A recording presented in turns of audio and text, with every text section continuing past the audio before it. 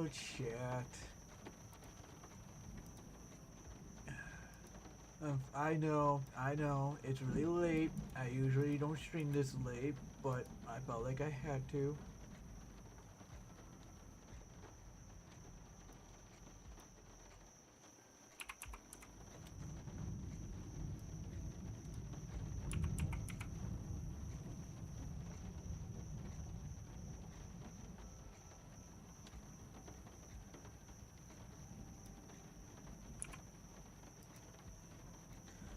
But yeah, we're gonna do our. Oh crap! I gotta get the video URL.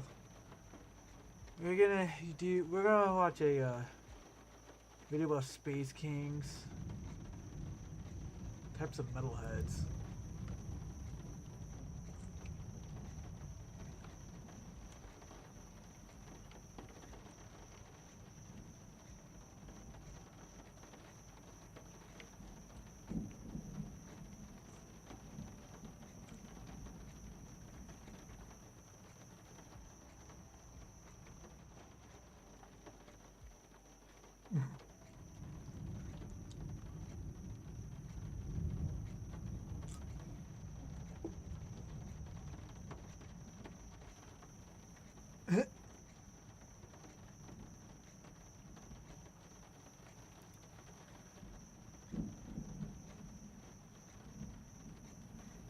Wait, the inside of a V3 Nazi super gun? That sounds interesting. Interesting for chat, though. Or maybe it is, I don't know. Either way. Oh, wait a minute! Oh, wait! They made. I think they're announcing a Space King 5 release date. Holy shit! This is huge. There's a fucking napkin. Go away. This is huge. You're fucking napkins. You're bothering me. Go away. Go. Get in there. Okay. No shit. I go. Are you serious?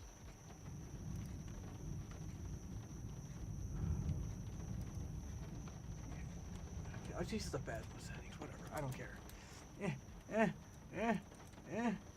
Input URL. I did copy it, right?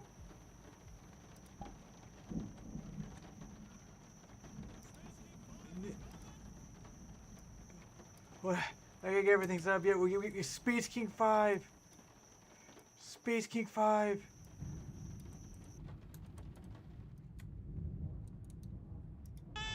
And while yes! continues grinding and I away ate on my the food. next episode, we figured now would be the perfect time to take a short break and answer some of your stupid questions about Space King again. They're not stupid, Don. They're cool and awesome. Subscribe to our Patreon. Go to our Patreon. Patreon.com/kids. So we asked our patrons to submit their questions, which many of them did. But we also discovered that a surprising number of you have been submitting Space King questions through the Big Brain question form, which is not where they go. We're going to answer some of those, but you will not be getting Big Brain pins, because that was not a Big Brain move. It was kind of a big brain move. If Hi, Terry Randy. gets reborn, will he still be This comes from Jeffy. Jeffy. Okay, listen, I know people pretend that they liked Terry, but Terry is so boring before he got made like, what do you think he's gonna bring to the squad? He's not gonna cause any problems. Honestly, this is just Bryce erasure, and not that, you know, Bryce is the most likable right now, but he's definitely more interesting than fucking Terry. So, will Terry stay retarded? Yes, because it makes him a better character. Yay! Terry stays retarded!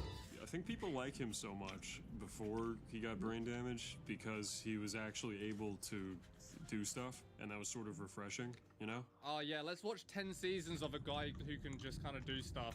It gets boring very fast. If there's a guy that just gets everything done and is hyper competent, you know? But to answer your question more deeply, and I think we did this in one of the behind the scenes video, if you notice, Terry's cock hatch was bashed in as well. Oh! Bryce put in a ultra hard, mega rare crotch buster into his de-imaginator just in case. Of course. So it could dent the ultra hard cock plate that all the Cycle Warriors have, because it's official law that the cock plates are made of a harder material than anything else. Bryce obviously just had something really strong. Yeah, and you may be like, well, what about War Priest's, like, dick being blown off, that was a simulation. That was a simulation. Checkmate, atheists. You dumb bitches, you stupid cucks. Sorry. What about Terry's Magnum blasting that other guy's cock hatch right off? Well, Terry's Magnum, its whole law was that it was like mega powerful. Like, what do you want? True. It's ultra fucking powerful. And if we ever made a board game, it should go in the board game. Yeah. But like when You know, it makes sense that the copies are harder metal because that's where the globules are. I realized that. I'm so out of it, but yeah. That makes sense. Never gonna do that, so don't worry about it. I don't actually want to commit to he is permanently like if this happens he isn't restored, but we can basically commit to he's not ever going to be restored because it's boring. I'm committing to he's retarded forever. Oh, we disagree. All right, guys. Well, we'll see. When the schism happens, you know who to back. We'll see. Is Terry ever going to make a comeback? Space King's most loyal Psycho Warrior. Fucking hell. I have trade questions. Well, let's just say that there is a plan to see Terry again soon, but it's not what you think, probably. All right, I like that. That's good. Next question. Can exsanguinators / the coagulators come back mentally cured of brood mother's affliction after death since Chestnut didn't destroy their globules? No. Their globules themselves are corrupted by the brood mother. They're fucked. They're heretics forever. Their DNA has been changed on a cellular level. Let's just say that. They must be annihilated to the last man. Aw, Heretics. I kinda like them, though. Dude, did you see the fucking blood trail that Janovic put out? Yes. Janovic, please keep making those forever and ever. It was so sick, dude. So sick. When he's doing the Space King sign and the sun's coming towards the 10 out of 10. sun. Love it. Yeah, beautiful. And the little bugs creeping it like sick. Yeah, the little tiny bugs. Did you see on one of the helmets there's a little child's handprint? Yeah. I was gonna say that he like varied up the helmet. Some were bleeding from the eyes, and there's a little kid handprint on it. Yeah, it's amazing. That's fucking sick. Every episode of Space King has been dope, thank you. Thank you. But King's Miss was a bop. Any plans for future holiday-themed episodes? Maybe. Dude, I want to do Halloween. Yes! This is my commitment to you. We've talked about timing a Halloween, basically horror-themed episode with Halloween. That'll probably be the next one. What about a retard Terry-themed Dracula episode called Spacula? Because in the UK, spac is a term for like a retard. Good. Yeah. That is my commitment to you. I feel like we can do a little fucking Valentine's. Easter? Yeah, why not? Easter. Oh no, not Easter. Something I've wondered for a long time, that big giant photo warriors, are they piloted by one of many? I can read. No, you can't. What did he say? Back up. Something I've wondered for a long time is, what's the deal with those big giant robot Psycho Warriors? Are they piloted by one Psycho Warrior or many Psycho Warriors? This comes to us from Mega McHugh X. Excellent question, and one you're gonna get the answer to sooner than you think. You know, that's kind of funny. You call me Black Floof because a buddy of mine, it's all for months on end, I was actually black.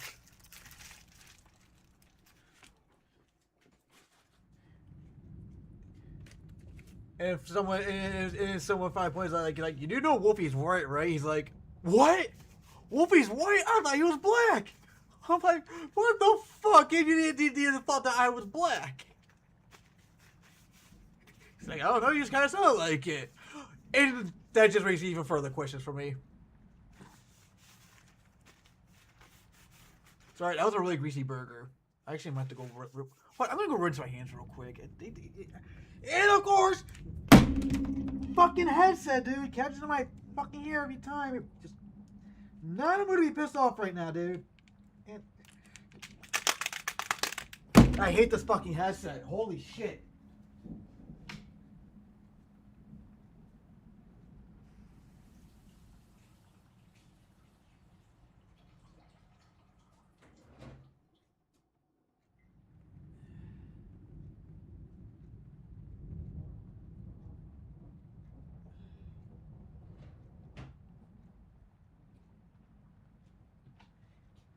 I apologize for my outburst. I had a long day. I worked just 5 straight days. on some bullshit jobs and whatnot. So yeah, I'm not used to this. And also, had a package that was supposed to be on hold for 2 days, but FedEx decided to hey, go fuck yourself. We'll hold it for 1 day, then ship it off in the morning and the very next day. And it claimed that your phone number was disconnected, even though I never got a phone call. Ah, fuck FedEx. I will not use their service again. That's okay, I prefer UPS anyways. But thank you for the hat pats, and I keep my onion rings while we watch more about Space King. Next question. Where do the Psycho Warriors get their names? From Tyler Spicknell. We know the answer to this, but I don't think we're gonna tell. What do you think, Tom? You know what? I do believe that in one of the first lore reveal videos we did for Space King, we alluded to maybe having the answer to this, but maybe not. And I think back then we weren't settled, but we've since put our heads together and kind of beaten out a lot more of Space King lore, not for any particular reason or like a board game coming soon, but for our own fun. And yeah, we know the answer to this now. But not for you. Sorry. Yeah, you'd probably have to buy some sort of products to find the answer out for that.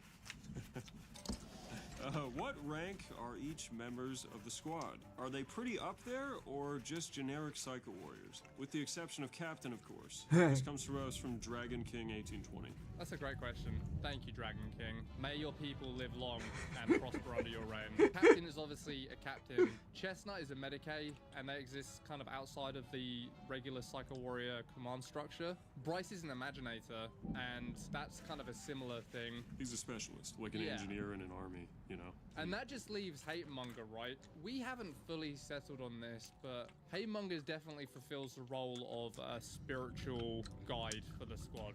You know, he's kind of supposed to keep them on track.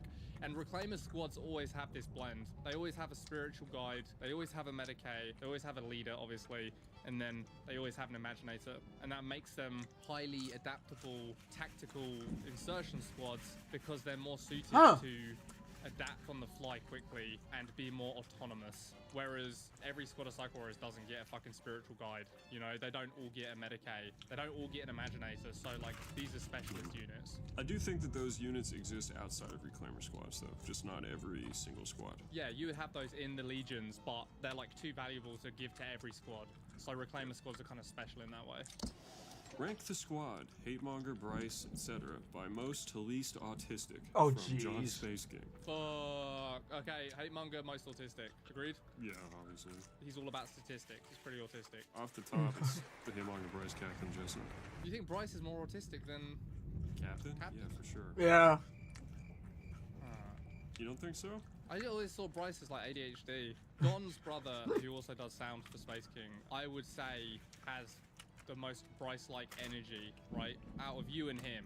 Right, but I'm more autistic than him, for sure. He's ADHD as fuck. Yes. No offense, Justin. So that's kind of what I'm going on. I don't think your brother's autistic. I think he's ADHD.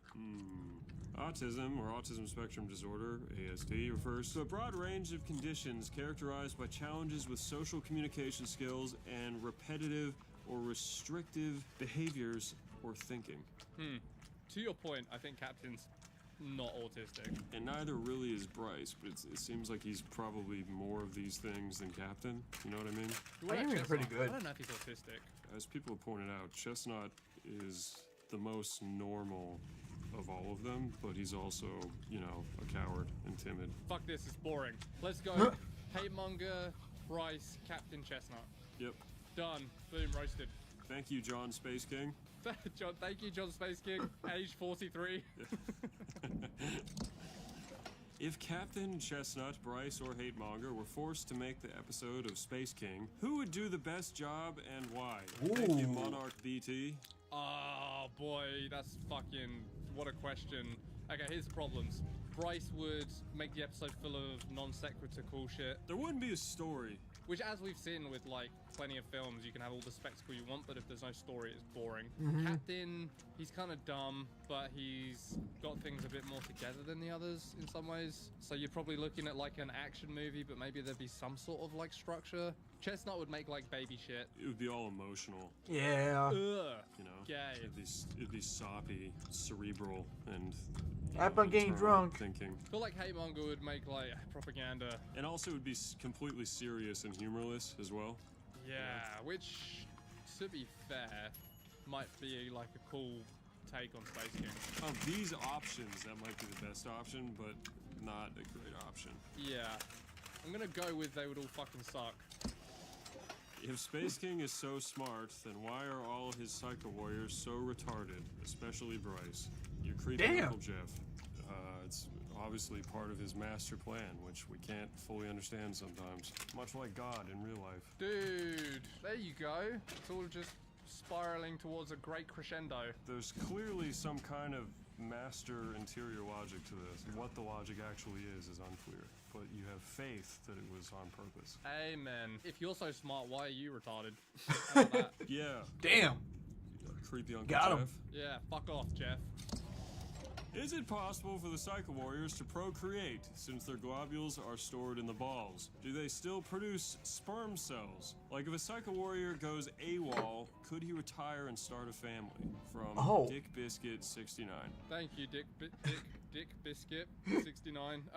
I think they're infertile. Yeah, that's what I always thought too. Do you think they spooge though? Spooge. Can they still bust? You're such a fucking child. Can they blast? Can they spooge? Can they bust? Can they blast? Question. It's a great question, Don. I mean, Hermie wanted to fuck aliens. Yeah. Can he? Has he ever acted on it? We've seen a lot of fan art that suggests they can. What do you think comes out? Is it like Nickelodeon green slime? Ew. It's like sometimes they leak green slime. If their globules like enlarging too much. It's a serious medical issue, dude. Alright, that's official law. Sometimes if they get overexcited, green slime of the Nickelodeon variety drips out, but they don't know what to do about it and it worries them. And I also think that would be pretty unusual, you know? Like, Hermie is a pretty unusual character, obviously. Yeah, he's a misfit. And yeah, on balance, I think we're pretty agreed that they're infertile, but maybe you get one that, like, is modified or something, kind of like in Blade Runner. Just like in Blade Runner. Blade Runner! That was good. I like questions that generate new lore because we have to think about it on the spot. I think everyone would be just surprised to learn we hadn't thought about that before. Really a fair point. I have thought that pee is stored in the globules. That's actually a fact. You think so? It processes their liquid intake? Yeah, it's the liquid they exist in. Maybe they have to Ew! out every so often. Look at this mess you made, Chestnut. If they get too much. To put new urite in, Yeah. they have to pee some out. Therefore, pee is stored in the globules. It's a flushing system. It's good. Dude, that's so fucking big brain. And we're back. That's Big sweet. brain.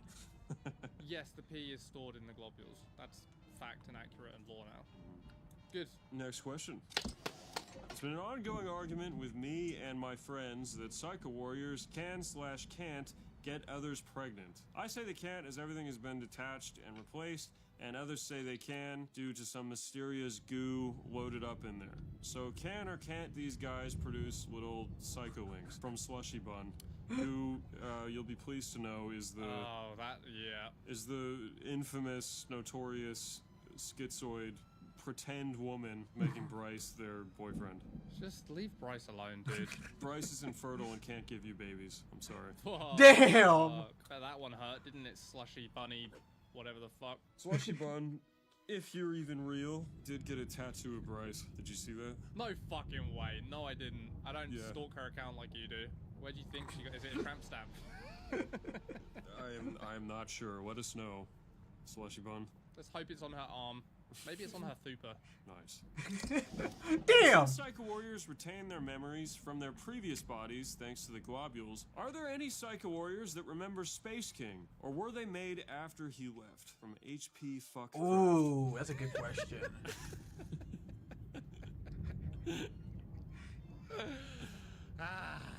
Good men.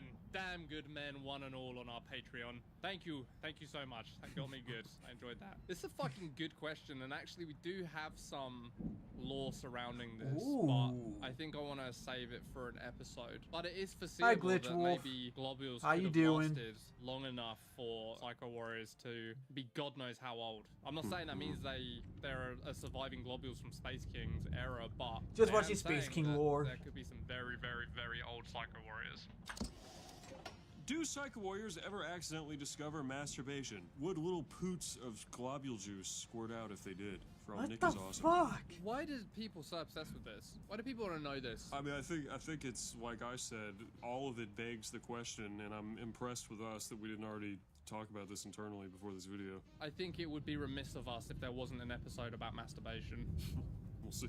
We're gonna figure this out on a very deep level. If a Psycho Warrior develops globtesticular cancer, will it stay there if they're put in a new body? What the what kind of questions are these? I'm doing my regular woods in the head lady. Oh, that's not good. I'm sorry to hear that. From Demon Pigeon. It's a pretty good question. If it's not cut out, if they don't manage to like get rid of it, we gotta do an episode about globtesticular cancer. We can ask important questions like, does it make you less of a man? To which the answer is obviously yes. Yeah, I mean, Oh. obviously, you're literally less of a man. Like, Obviously. it's gone. You are literally less of a Yeah, like, on a mass index scale, literally less. This could be an interesting question because in episode Funny thing, I actually know a guy who had his testicle removed because he had testicle cancer. He showed me a picture of it. Of his deflated nutsack, not the ball. But yeah. episode 2, obviously, Hate Monger's globules are dissolving from the acid and being put in a new boy restores them back to form, right? Yeah. But I don't think something like this is restored by that because it's like an internal problem, not external damage. I think the way to think about it regarding episode 2 is that if a fish is out of water and dying, it's gonna fucking die. You put it back in water, it's not the water that heals it, it's just the fish is now in its natural environment and it can heal itself through other mechanisms. Yeah, it can recover. Yeah. What do globules taste like from Slushy Bun? Fuck, dude. You're only allowed one question. I'm gonna say they taste like green jello. Is that too obvious? Feels a little obvious. And also salt. Definitely salt. Like a lot of Oh. salt. Definitely salt. Yeah. Maybe it's just like all salt. Yeah, it just tastes like... I'm pretty sure the globulos have like 4,000 grams of salt in them. Oh my goodness. Per bowl. Like so- 6,000% of your daily intake. What are the boys' favorite dinosaurs? From Black Rabbit 215. All right, Hate Monger, what's his favorite dinosaur? Ah, it's tricky, dude. I've got two answers. One is like the Tyrannosaurus Rex, because it is like the purest dinosaur, you know? When you think dinosaur, you think T-Rex. I think that would be Captain's, though. Yeah, I agree. And I think it would also can't be all have the same Chestnuts. And I think it would also be Bryce's. No, I think Chestnut would like something lame, like the one with it's like a turtle with a mace tail. Dude, yeah, 100%. The noble hiding turtle monster. What's the one with the like spines on its back? That's what came to mind when I thought Chestnut. I thought Chestnut like a Stegosaurus. There's an argument with Hate Monger. The one I said has like a mace for a tail. Yeah, fuck, dude, it's tricky. But it's like docile and eats leaves. Like that's lame. If we're allowed to pick the same one for all of them, I think they would all like the T-Rex. And maybe Chestnut has an affinity for the gay one, but he would say T-Rex just so people didn't make fun of him. No, dude, you know what? What? Bryce would say raptors because he's a little edgelord. See, I was gonna say that Haymonger might choose raptors because they're like vicious, you know, they're Yeah, vicious yeah. and they, Vicious and uncompromising. yeah, dude. Or he might know a dinosaur that no one's ever heard of. Captain would just say the T-Rex, and then Hate Monger would like a really specific T-Rex, and not the other Ah, ones. that's true, dude. Yeah, that's so fucking true. He would be like, Actually, did you know that they had feathers? Captain would be like, "It's fucking gay! I hate it!" Shut up! Captain T-Rex, Hitmonger's an annoying specific T-Rex no one's heard of. Bryce is raptors, and Chestnut is the turtle one with the ace tail. Hitmonger says dinosaurs aren't real. They are an affront to the orthodoxy of Space King. Yeah, actually that's true, yeah. They're a red herring sent to distract us from his purpose. Thank you, Black Rabbit 215. Funny question. There will also be dinosaurs soon in Space King related media. Fuck. Oh. Will there be a girl supervillain? Shut the Oh. fuck up. From Alpha Doom. If there was to be a board game of Space King, there could be like a really funny female villain, but who wait. knows? Because that's never gonna happen, right? But wait, what about episode 1? Like, technically the main villain was a big titty alien girl who just wanted to breastfeed her babies. And then Captain blew up her babies. And then Bryce shot her head off. No, that was Chestnut, not Bryce. Bryce was already shot.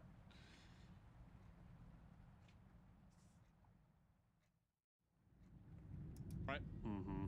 Next question. How'd y'all come up with the scenes?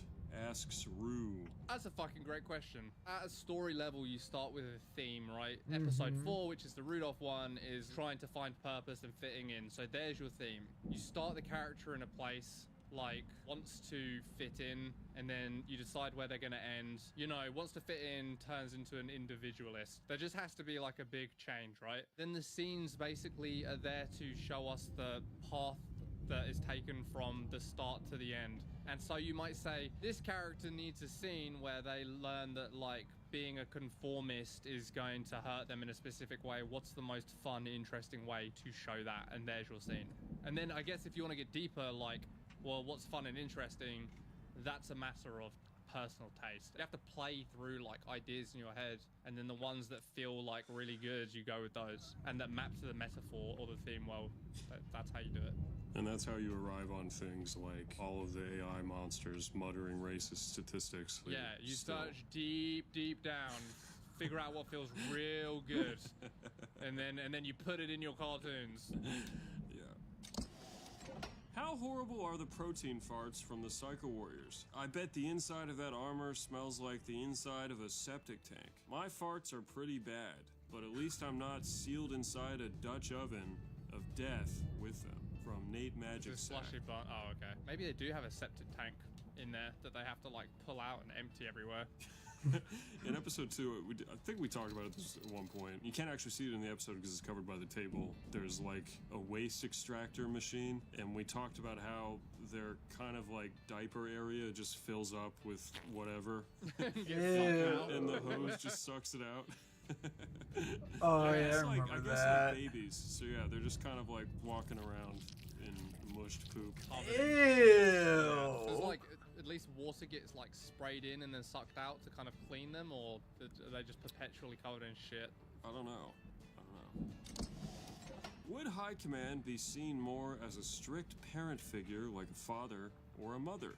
Personally, I think it's the latter. From Liam McKeown. He's generally written as a bitter single mother, I would say. They still have enough honor to generally talk positive about the missing father. My parents love me, so I don't understand any of this. Does Bryce's cyborg eye do anything else besides bless him with vision and look cool? From King of Sing. Yes, it does more than just look at stuff. What it does, I don't know, but it does more than that. It does Imaginator stuff, which we've not fully defined. Yes, good. And also, every Imaginator has one of those eyes. Herbie didn't have one because he never completed his Imaginator training. I don't want to be an Imaginator. I want to fuck aliens. Are there any legions that are fucking sick and just constantly on crusade? From Jimmy. Yeah, for sure. You know that visual in Kingdom of Heaven, and you see them come over the horizon, and they've got, like, the cross, basically like aura farming. You know what I'm talking about? Yeah, there is a legion that's basically always doing that. They're always, like, cresting the hill looking sick with, like, a mass of them and religious iconography. Kingdom of Heaven, terrible movie, but that scene looks cool, so here we are. Cool moments. Cool moments, terrible film. Edward Norton's really good in it. Is Chestnut a general representation of the entire Medicaid department, or is he just the weakest link, and the rest are just hella Chad? from Wheeler Hayes. Medicaid in general, I think, are more like Boy Scoutish in terms of just being absolute fucking dweebs. Yeah, they're naive. There could be cool Medicaid for sure, but I think they're the exception and not the rule, you know? Calling them Boy Scouts is the best way to look at it. They kind of have like a naivety that the other Psycho Warriors don't. Dude, how fucking cool is it that we get to, like, people are so interested in this universe. Do you know how fucking, like, rare that is to be able to have your own lore and people actually give a fuck? I don't know. Thanks, boys. I like that you like this stuff. It's wholly original, completely our own IP that's very captivating because of the work we put in. So thank you so much. You know what? Fuck you. I think it is pretty original now. I'm gonna say it. All right, hell yeah, dude. I'm gonna say it. I'm glad you did, Don. Yay! Maybe it has some superficial touchstones that sort of resemble something else you've seen before, but Hey, what doesn't? Yeah, what doesn't? Don? what the hell doesn't, dude? What the hell doesn't? Yeah, dude. Every story's been told. Just stop it. All Hey, right. Rick and Morty's just fucking Back to the Future. Oh, what do you think about that? What do you think about that? I really like watching that Back to the Future parody every week. Yeah. Mm. That was a good point, Don. Fuck you guys. Hell of a good point. Fuck you. That's kind of funny to think about, because I remember when Rick and Morty first came out, I really thought it was just a spin-off from Back to the Future. That is exactly what I thought it was. I had no idea what the fuck it was about. And it took me like 2 seasons for it to come out for me to actually watch it. And then I forgot what the season I last watched. I can't remember. Why don't you go fucking yell at Trench Crusade? Yeah. Yeah. They will too. Alright. Trench Crusade's sick. Alright. How does a Psycho Warrior's vision work when their grills are down? Do they see through the grills, or do the eyes on their helmets provide them some sort of vision while the grills are closed? That comes to us from JoshZilla89. The question is basically, What are they seeing? what's the grill like on the inside? Are they looking through a grill like a knight, or is it a screen? Dude, I don't fucking know, because I think it's kind of funny if they're literally looking through a fucking grill. I pretty much always figured it was like a screen heads-up display, like on the back of the grill, you know? Because there's also stuff about them like being in the vacuum of space, which I know in episode 4 we had them grills open on an asteroid, but Yeah, but that was obviously a that special asteroid had oxygen. Yeah, exactly. That was an oxygen asteroid. It was part of Yukon's setup. He put oxygen on the asteroid so his grill could be open and he'd be more sympathetic to them. And also for the fires, right? Because there's no Yeah. fire in space. You have to. Yeah. So like to sell it, he started fires with oxygen that he permeated the asteroid with, and the other Psycho Warriors' suits detected that it was a breathable atmosphere, so they opened their grills. They're like, oh sweet, yeah, we can show them our faces. Yeah. Fresh air is nice. Getting outside after being in that spaceship all that time, you know, it's like, oh cool, there's air here, nice. Plus, like someone pointed out, all the fucking farts. It's like finally they can get that stuff out, you know? Yeah. All right. Ew! They look through HUDs. They see what the eyes in their helmets see. Facts. Does all of Hatemonger's Legion have fucked up dicks, or is it just Hatemonger from Trout Daddy? Trout Daddy. No, I think there's some perfectly reasonable penises amongst the mix. Yeah, it's just him specifically. We don't want to take that away from him. He's unique in that way. Why does Hatemonger's helmet not open? He called out Rudolph for not showing his face, then hides it like a dumb little bitch, just like my ex-wife did when she wanted to... Alright, thanks, Josh Deigel. The grill does open, but because of the placement of the grill... It clearly has opened many times. You can't see his face, and Yeah. That's how that joke works. Do you know what? I really thought people would love that joke. I don't think anyone ever notices it. Really? Do you ever see any comments about it? Or maybe it's just not worth commenting on. Maybe it's so good. The amount of trouble it causes because we have to go back in notes and tell animators like, hey, the grill's supposed to be open here or closed, and no one even gives a fuck about that joke. Why do we bother? Why do we bother? My son loves Hatemonger, but cannot pronounce his name. He always calls him Hate Longer. Dude, I like it. Is this considered heresy or a term of respect in his legion? From Jack.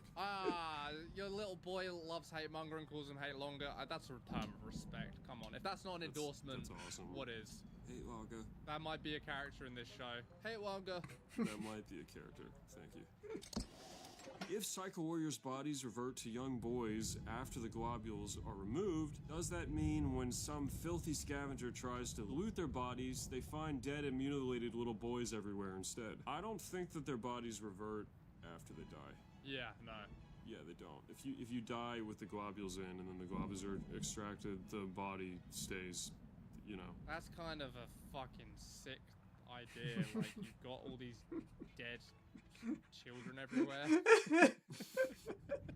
Fuck, have we ever done anything that, like, goes against that so far? The next episode commits us. Fuck. And also, it would kind of have to, because, you know, when Chestnut's extracting the globules, is he extracting from a dead little boy? Like, we've seen it be a dead guy a lot. But they're all entombed in their armor, you don't see their faces, so they could be boys. I guess. Yeah, Yes. whatever, dude, fine, adults. How Maybe. cool would it be if there's just piles of dead boys everywhere, because... What the Yeah, fuck, anyway, it's man? not funny. And it would kind of make sense that you die if the globules are taken out. The soul is stored in the globules.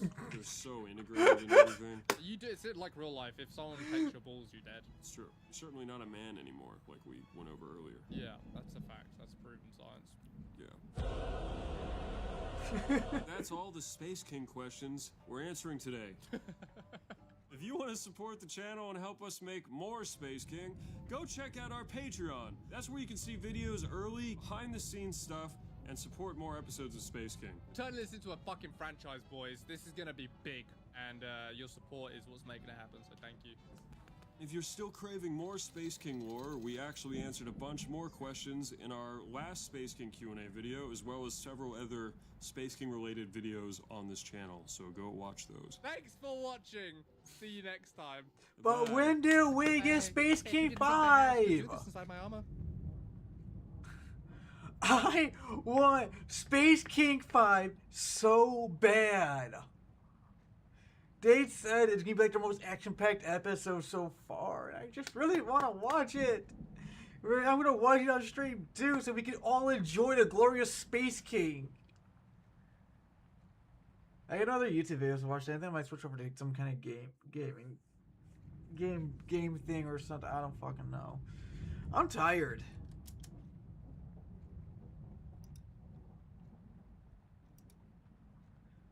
Oh, give me a second. I just gotta do that doohickey. The soul is stored in the balls. Remember that. All right. I guess I could. Let me see if I can quickly find like a YouTube video or something. Something that might be mildly interesting. I don't want to just do criticals content. I like watching that when I go to sleep.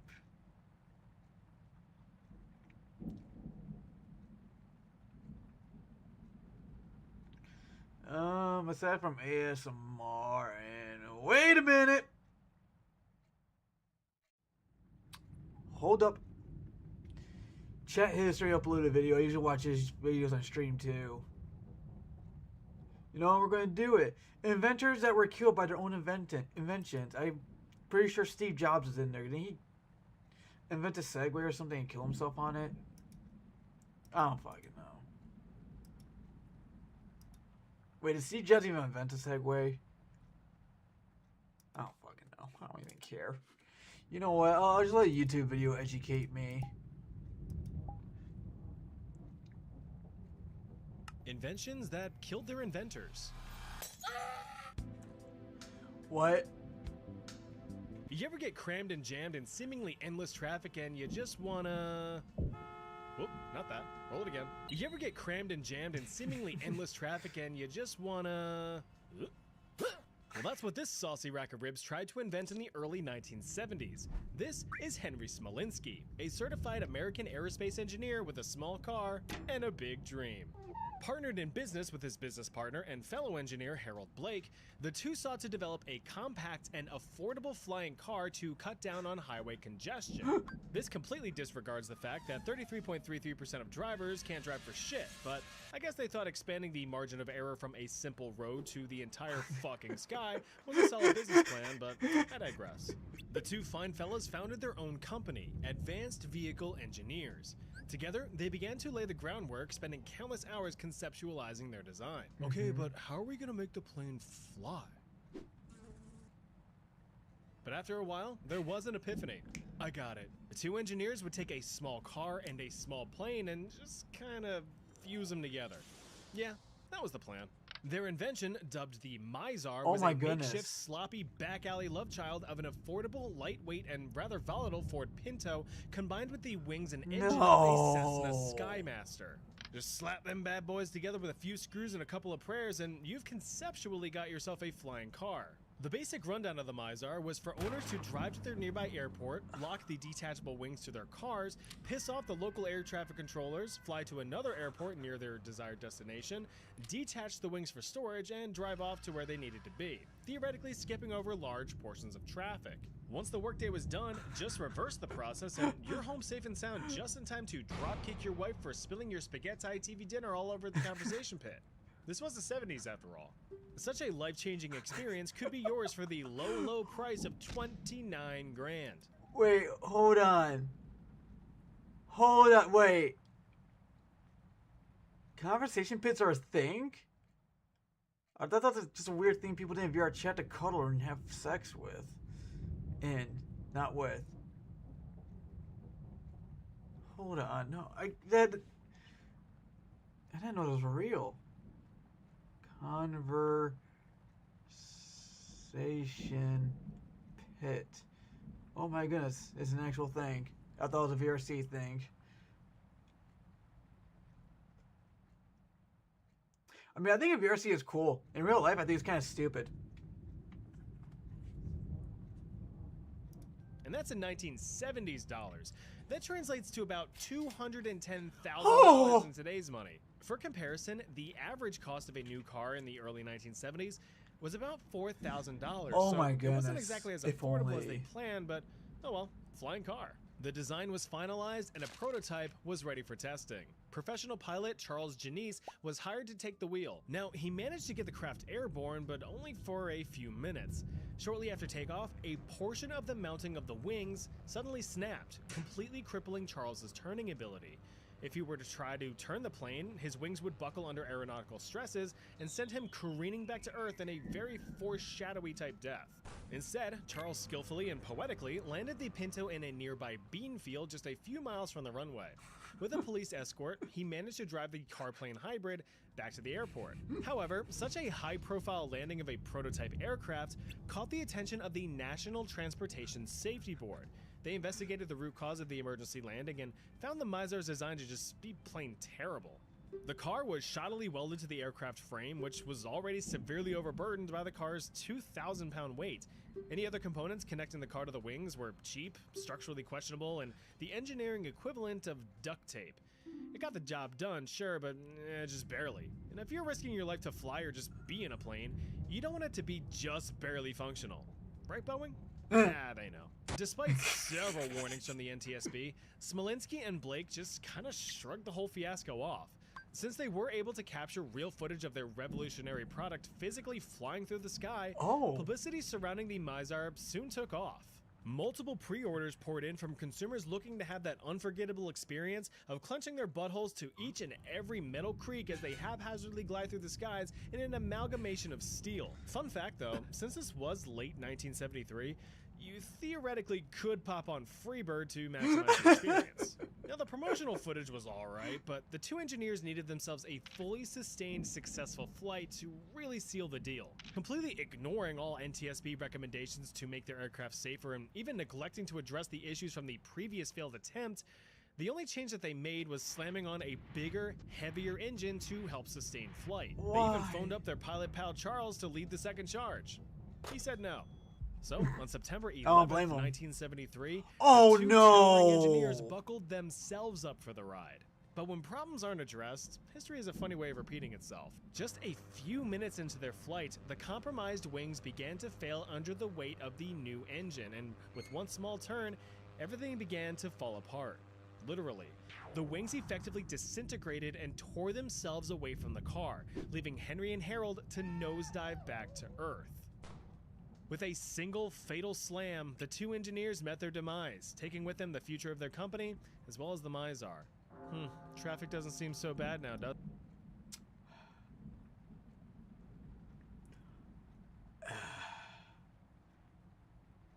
I shouldn't make this joke.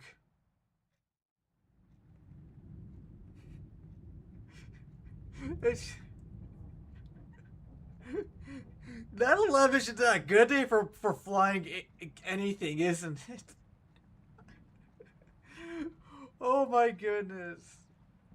I know. I didn't want to say it, but I said it. Does it?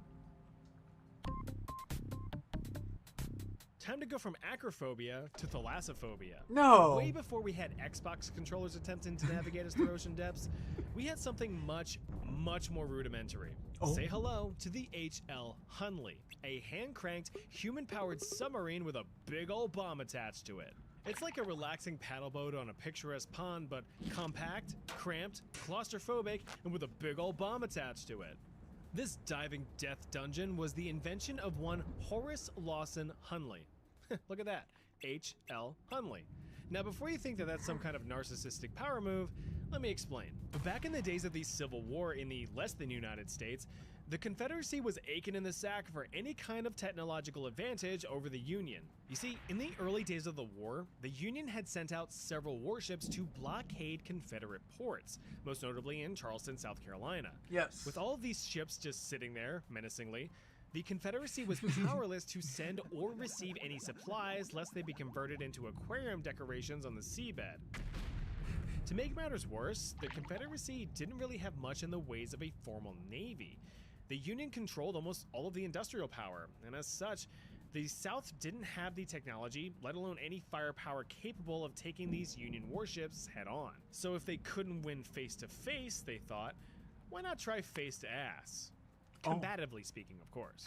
Supplying that ingenuity and elbow grease was none other than the aforementioned Confederate Marine engineer, Horace Lawson Hunley. Partnered with fellow facial-haired engineers James McClintock and Baxter Watson, the trio developed and tested 3 submersibles. The first one, the Pioneer, was tested in New Orleans. Sorry, Nolans. But as the North took over the area in 1862, she had to be intentionally sunk to avoid having her design stolen. The second sub, the American Diver, improved on the Pioneer's flaws but ultimately sank in a rather unlucky surge of bad weather not long after. Oh. Now that leaves the third sub. Unnamed, this sub further improved on previous designs. Steam and electrical engines were deemed impractical, thus this sub's propulsion was powered by hand. 16 hands, actually. You know, there's nothing like 8 dudes crouched over cranking their shaft while shoulder to shoulder in a confined space. And I mean a real confined space. The sub's hull measured just over 4 feet in diameter, so not only was it an ergonomic hellhole, Oh my but all that goodness. huffing and puffing from that shaft roughing was actually a huge detriment to the crew. That's because this sub had no air ventilation system, so dives, although only 6 to 10 feet below the surface, were on a biological clock, with most dives lasting no more than a single hour, so missions needed to be quick and efficient or risk disaster. Unfortunately for the vessel, her early crew didn't even make it to the diving stage. Well, not successfully anyway. The captain accidentally triggered a dive while the hatches above were still open, flooding the sub and drowning 5 of the 8 crew. Kinda foreboding. The sub was almost immediately raised and thrown right back into service, but this time, Hunley himself took to the helm to perform a training exercise on October 15th, 1863. The exercise was a success. All Hunley needed to do was float the sub back to the surface. It never came back to the surface. At just 39 years old, Hunley, along with the other 7 men of the crew, drowned after a mechanical failure had compromised the sub's buoyancy. Cause of death. Got domed by a sub. That is one of the worst ways to go. Because that is just embarrassing for a dom. Well, waste not, want not. The Confederacy raised the sub a second time, shook out the bloated corpses, and returned it to service. But this time being formally named the H.L. Hunley in the inventor's honor. See, it wasn't narcissistic, just horribly tragic. Hundley was Dunley, but it wasn't the end of his legacy. The sub, on its third voyage, was tasked with finally making a dent in the Union's South Atlantic blockading squadron. Bunch of bastards. Fully manned, the Hundley carved through the water and commenced its attack on one of the unsuspecting ships. The Hundley managed to blow a hole right into the wooden hull of the USS Housatonic, becoming the first submarine to sink an enemy ship in combat. But there was collateral damage. A lot of it. Although successful, the attack didn't exactly go according to plan. You see, what was supposed to happen was that the charge was to stick to the Housatonic. The charge, still connected to the Hundley with a length of rope, would be detonated after the Hundley backed away a safe distance. After hitting that distance, the tension on the rope would trigger a detonation mechanism, setting off the 135-pound black powder charge. But since this charge was set off on impact, historians agree that the resulting shockwave from the explosion passed right through the sub, drastically shifting the pressure of the air within the vessel and subjecting the crew to a little something called blast lung. Basically, the lungs of each crew member were instantly obliterated, killing all 8 men right where they sat. With its crew now gone kablooey, the Hundley sank and remained lost for over a century until being rediscovered in 1995. The wreck was raised from the ocean floor in 2000, spooky scary skeletons included. Huh. That one was actually really interesting. It's even, and you know, it's kind of funny because, you know, like 100, not even 100 years later, Japan tried doing the same thing. With man-powered torpedoes and subs. I don't think anyone ever used that. I think there were just two, and I think there was an instance where a suicide submarine, not a suicide torpedo, actually managed to hit a ship, or I think I'm thinking of the suicide patrol boats. I don't know. I just know that we like a lot are like sea-based. Kamikaze craft were mostly destroyed during bombings.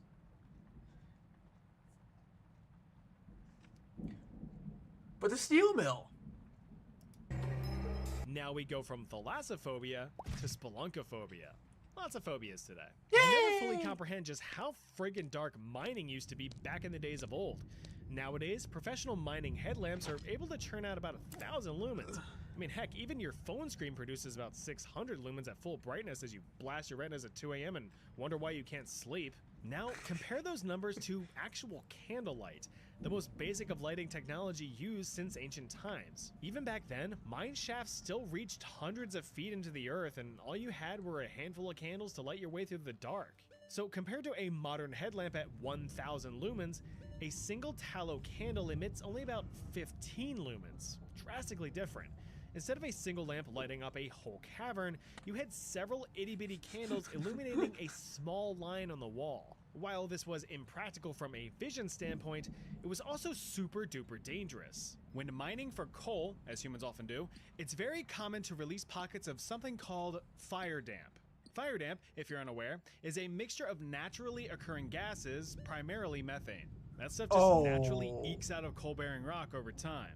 Actively chipping away at it doesn't do you any favors.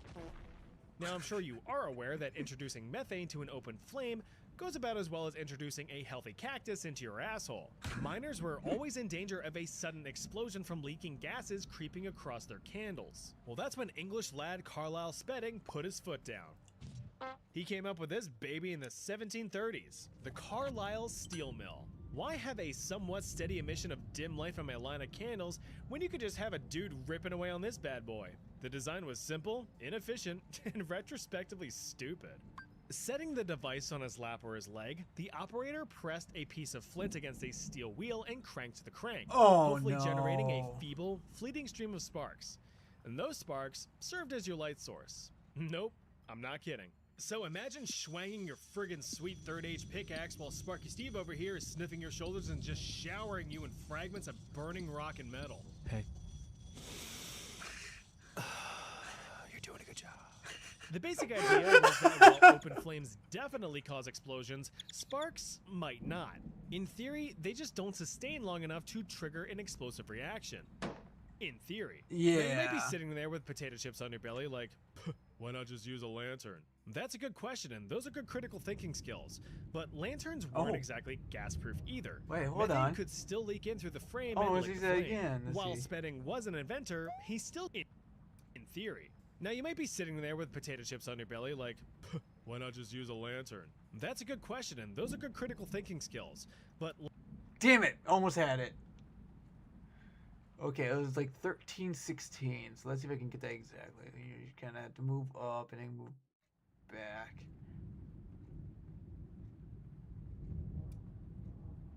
Okay, yeah, I got this. now you might be sitting there with potato chips on your I belly got like, this. why not just use a lantern? That's a good question, and those are good critical thinking skills.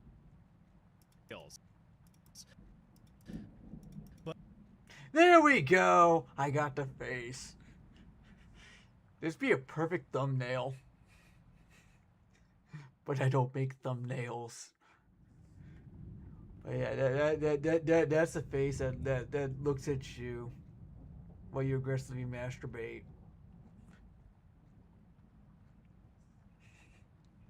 But lanterns weren't exactly gas-proof either. Methane could still leak in through the frame and lick the flame. While Spedding was an inventor, he still served as a hands-on mining engineer, supervising shafts and checking out holes. But on August 8, 1755, in a coal pit in the town of Whitehaven in England, Spedding learned the hard way that even his invention couldn't hold a candle to modern safety practices. Woo. The poor dude done died in a mining methane explosion, reportedly caused by the sparks of one of his own steel mills. Huh. He was 59. Despite the tragedy, the steel mill continued to be used for another 60 years until the invention of the safety lamp in 1815. There were alternatives like calcium carbide lamps, but they were still open flame light sources, so you were just back to square one. The rotary printing press. Books! Books are neat. Granted, less and less people even read these things nowadays. Sadly. They were once the absolute only way to store tons of information for scholars and casual readers alike. The invention of the printing press revolutionized the industry and allowed even the poorest fellows to dive into scientific discoveries or fictional realms. Once they learned how to read, of course. I like the pictures. But as humanity continued to evolve, so did the technology. Higher demand required faster, more efficient machines to carry the burden. To help bridge that gap, a rotary printing press was invented in 1843 by American inventor Richard March Hoe. Hoe's design drastically sped up the process. Previous flatbed printers usually capped out at about 1,000 sheets per hour, whereas the rotary press was slinging out 8,000 per hour. Over time, rotary presses grew into more complex and monstrous machines, capable of producing up to 30,000 pages an hour. Good job, but not good job enough. While the throughput was respectable, the machines were very inefficient. Every paper was hand-fed, requiring extensive staffing to keep the machine running. There was also the drawback of each page only being printed one-sided, so printed pages needed to be flipped and re-fed onto another side of the machine to complete it. It was a whole song and dance to make the machine work optimally. But peeking in on the right side of the screen was American inventor William Bullock. He took one look at Hoe's machine and scoffed. Bullock, already a successful inventor with farming tools such as a seed planter, grain drill, and a hay press, looked to expand his catalog. After a few years of making tweaks to Hoe's original design, Bullock unveiled his web rotary printing press in 1863. Using one continuous sheet of paper, the web press could print double-sided and cut pages in a single pass, all while matching Hoe's 30,000 page per hour speed at a fraction of the cost. Bullock's design became the new standard in the printing industry, printing himself a pretty penny in his pocket. But there's never gonna be a more iconic duo than a cluster of moving mechanical parts and a fragile human body. Oh no. Luckily for Bullock though, he wouldn't be ending up black and blue and red all over, just his leg. One day, while making adjustments to one of his newly installed printing presses, Bullock needed to strap a dry belt onto a pulley. Now, nearby tools were a perfectly suitable option, but Bullock opted for the classic dad move of just kicking that thing right on there, while the machine was still on. Oh, With no. one misplaced kick, his foot had slipped, sending his entire right leg into the drive mechanism of the machine, crushing it like a used-up tube of toothpaste. And this, dear viewer, is why lockout-tagout practices are important. Yes. Now, Bullock was rescued from the machine, but the extent of his injuries ultimately proved fatal. Over the next several days, gangrene set in, prompting doctors to attempt to amputate the infected leg. He didn't make it through surgery. Bullock's fate was signed, sealed, and delivered on April 12, 1867. He was 53. Now, this is certainly one of the stranger deaths on the list. Yay! Machines can be big and scary, sure, but sometimes Mother Nature is the one that punches us in the face if we don't respect her enough. But someone like Georg Wilhelm Rieckmann already knew that. He was a Russian physicist who pioneered the field of electrical research, mainly naturally occurring electrical phenomena. You know, like lightning. Dangerous business, that, but someone has to do it. Might as well be the fellow that's at least passionate about it. To help with his research, Georg designed an electrical rod system that allowed him to measure the intensity of electrical charges in the atmosphere. Ideally, he wanted to quantify the electrical charge of a lightning bolt during a thunderstorm. You can probably already guess how this is going to end. Oh, no. Of course, harnessing the power of a lightning bolt is much easier said than done. Actually, it should never be done unless you have the proper equipment over here, and you've fucked off somewhere far away, like over there. But a little bit of safety wasn't going to stop dear Georg's dream. His design was kind of simple. It was basically an insulated iron rod slammed through the roof of his house. Oh, the no. rod was responsible for collecting any electrical charge present in the atmosphere. The charge would then be diverted to a rudimentary electrometer, a secondary insulated iron rod with a linen thread attached to it. When the rod absorbed a charge, the thread would be deflected. That angle of deflection could be measured, allowing the scale of the charge to be quantified. I know this is a bunch of science stuff in a history video, but bear with me.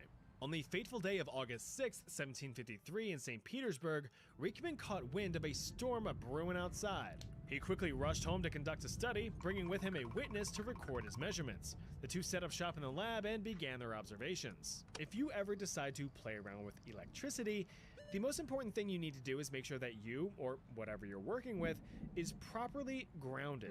This gives any sudden, dangerous electrical surges somewhere to go. Somewhere that isn't you. What Rieckmann failed to do, as you could probably guess by my warning, was ground his electrometer. Lightning struck Rieckmann's device. The rod was now overcharged, and that charge was looking for the quickest escape route. Unfortunately for Rieckmann, he was the escape route. According to his witness's testimony, something very strange happened. I wouldn't get too close to that, dude. As Rieckmann approached the rod to look at the measurement, a bluish white ball of fire about 4 inches in diameter shot from the rod and into his forehead, electrocuting him instantly. The sudden discharge of all of that electricity at once caused a concussive blast that tore through Rieckmann's lab, knocking the witness unconscious and ripping doors from their hinges. Rieckmann lay dead on the ground, with his clothes singed and a burn mark on his forehead where the bolt had entered his body, and his left shoe blown open from where it had exited. He was just 42. Now, because of the wording used in the eyewitness testimony, some historians attribute the death to a very rare phenomenon known as ball lightning, but others believe the incident to have merely been a clustered bolt. Either way, don't mess with lightning. It stings. Well, that was educational. Alright, yeah, I think I'm out of ideas for videos now completely. That was just a nice little surprise we got. I love chat history. He's funny.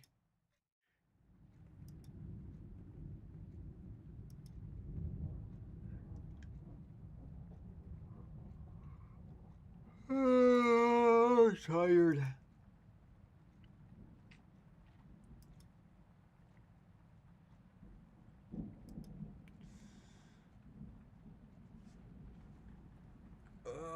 And I really don't know what I feel like playing.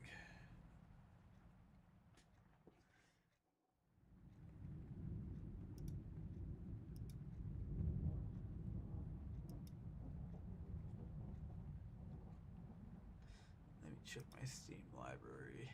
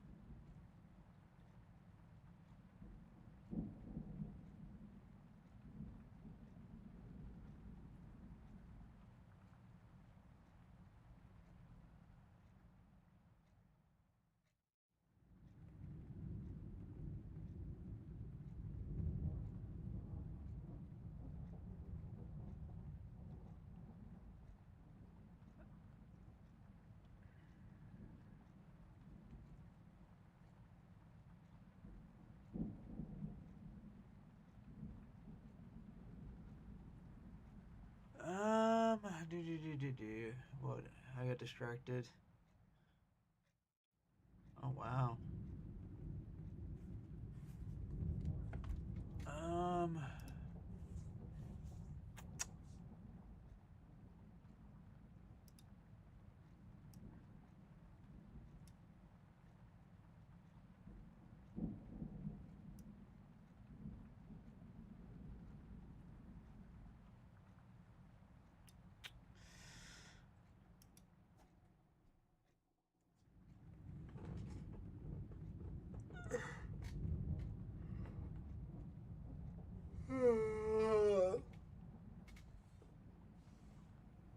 I don't know. I think I'm gonna just call it early. I'm really tired.